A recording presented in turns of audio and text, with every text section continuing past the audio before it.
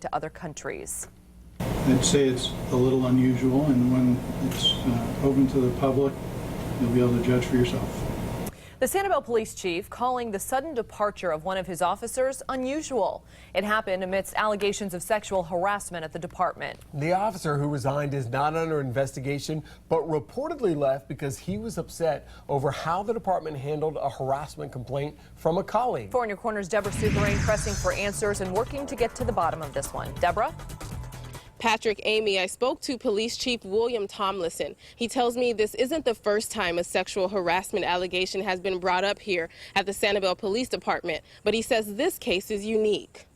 For weeks, the poor water quality on Sanibel beaches has been the talk of the town. But now the tide of public attention is shifting to the police department amid claims of sexual harassment. The chief tells me a female officer has filed a complaint. Well, right now we've received a complaint and we're doing an internal affairs investigation.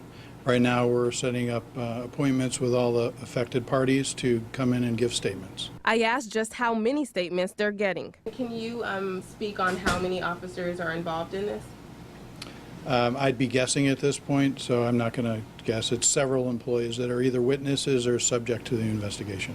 We've learned one officer has resigned, reportedly upset over how the department handled the complaint. But when I asked the chief to comment about it, Well, I'll leave that to him. But as far as I'm concerned, we're going to do a thorough and objective investigation, and whatever comes of it, we'll take the appropriate actions. this is the second sexual harassment complaint at the department this year. The chief tells me the two complaints aren't connected. In this latest case, police are taking an unusual step, requesting an outside independent investigation in addition to their own internal review. I'd say it's a bit unusual, but because of the people that have been implicated, we felt that it was most appropriate to go outside so that we had the appropriate authority in doing an investigation that would be objective.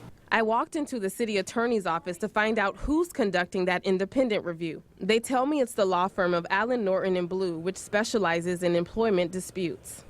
Chief Tomlinson says this investigation could take about a month, which he says is a pretty long time for this type of investigation. You can count on Fox 4 to bring you any developments as they become available. Reporting in Sanibel, I'm Deborah Souverin. Fox 4, in your corner.